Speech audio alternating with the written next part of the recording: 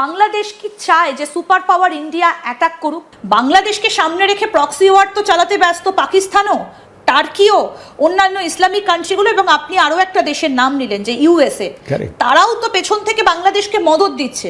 তাহলে তো ভারতের দুদিক থেকে মানে স্যান্ডউইচ একটা সমস্যার মধ্যে তো ভারতকে পড়তে হতে পারে সেই জায়গায় দাঁড়িয়ে। যে বাংলাদেশকে ছোট বলেছিল এতদিন, আজ সেই নামেই কাঁপে দিল্লির রাত দিন।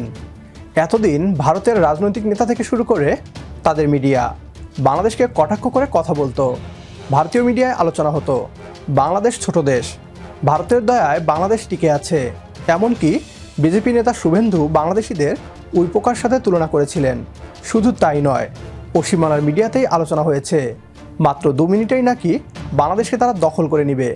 অথচ আজ সেই মিডিয়াতেই আলোচনা হচ্ছে ভারত বাংলাদেশের সাথে পারবে না। জুলাই বিপ্লবের পর ডক্টর মোহাম্মদ ইউনূসের নেতৃত্বে বাংলাদেশ সমমর্যাদার ভিত্তিতে সম্পর্ক বৃদ্ধি করছে চীন, পাকিস্তান ও তুরস্কের সাথে। যা নিয়ে তোলপাড় পশ্চিমবাংলার মিডিয়া। এ নিয়ে কি বলছে তারা, আসুন তা দেখি। বাংলাদেশ কি চায় যে সুপার পাওয়ার ইন্ডিয়া অ্যাটাক করুক? আমরা এই বিষয়টা নিয়েও আসবো। কর্নেল সৌমিত্র রয়, শৌর্য চক্র আমাদের সঙ্গে এই মুহূর্তে রয়েছেন, আপনাকে আরও একবার স্বাগত জানাই।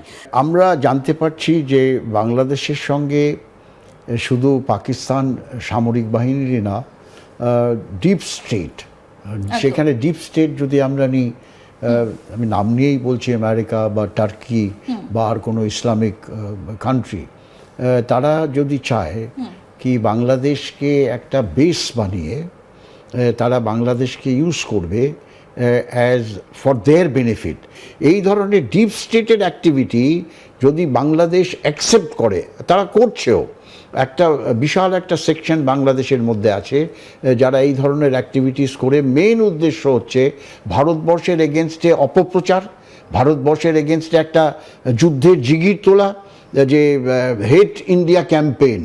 একটা যুদ্ধ করার আগে একটা দেশ সবসময় আরেকটা দেশের এগেনস্টে হেট ইন্ডিয়া ক্যাম্পেইন, একটা জনসাধারণকে ইমোশনাল একটা আফিবল করে একটা রিলিজিয়াস বেন্ট দিয়ে সেটা ভারতবর্ষকে সিকিউরিটি কমপ্লিট ডিস্টেবল করতে চায়, পলিটিক্যালি ডিস্টেবল করতে চায়। তখন আমাদের কাছে আর কোনো অপশন নেই but to go to war with Bangladesh.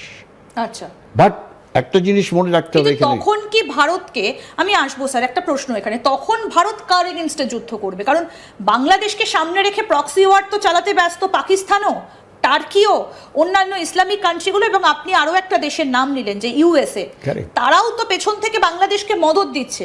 তখন ভারত তাহলে কার এগেনস্টে লড়বে? অনলি বাংলাদেশ, না এই দেশগুলোর সঙ্গেও তখন ভারতকে লড়তে যেতে হবে? দেখো, ভারতবর্ষের main thrust should be West, that is Pakistan. কিন্তু বাংলাদেশের মধ্যে ডিফেন্সিভ ক্যাপাবিলিটি আছে।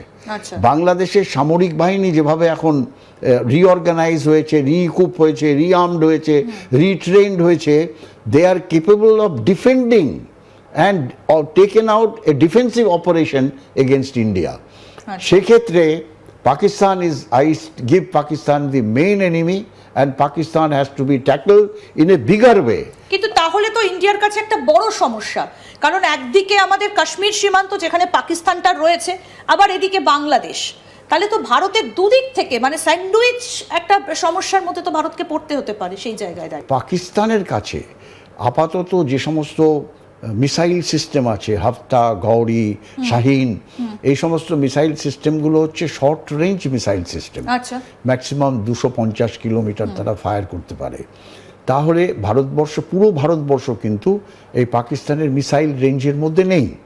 স্পেশালি আমাদের north eastern area, southern area, এগুলো পাকিস্তানের মিসাইল রেঞ্জের মধ্যে নেই। তারা চাইবে এই সুযোগে বাংলাদেশের মধ্যে মিসাইল বেস করে সেখানে বাংলাদেশকে হেল্প করে Pakistani missile system including tactical nuclear weapon system can be stored there. আর দরকার হলে সেখান থেকে এটা একটা ডেটারেন্ট হয়ে যাবে ভারতবর্ষের পক্ষে। আর শুধু তাই না, তারা দরকার হলে তারা সেখান থেকে পুরো ভারতবর্ষকে কভার করতে পারবে by the missile system. Bharat আজ বুঝে গিয়েছে বাংলাদেশ একা নয়। কূটনৈতিকভাবে বাংলাদেশ আজ অনেক বেশি শক্ত অবস্থানে আছে। ভারত যদি আগ্রাসনের পথে যায় তাহলে আন্তর্জাতিক চাপ, আঞ্চলিক প্রতিক্রিয়া, সব মিলিয়ে পরিস্থিতি ভারতের জন্য বিপজ্জনক হয়ে উঠবে, যা স্বীকার করছে পশ্চিমবাংলার মিডিয়া। ভারতকে স্পষ্ট করে জানিয়ে দিতে চাই, ছাত্র জনতার নতুন বাংলাদেশে ভারতীয় দাদাগিরির কোনো স্থান নেই। বাংলাদেশের জন্মই হয়েছে যুদ্ধের মধ্য দিয়ে, সুতরাং আমাদেরকে যুদ্ধের ভয় দেখিয়ে লাভ নেই। আমরা বীরের জাতি। আমাদের সাথে একমত হলে কমেন্ট বক্সে ইয়েস লিখে জানিয়ে দিন আমাদের। সেই সাথে ভিডিও শেয়ার করে দেখার সুযোগ করে দিন আপনার বন্ধুদের।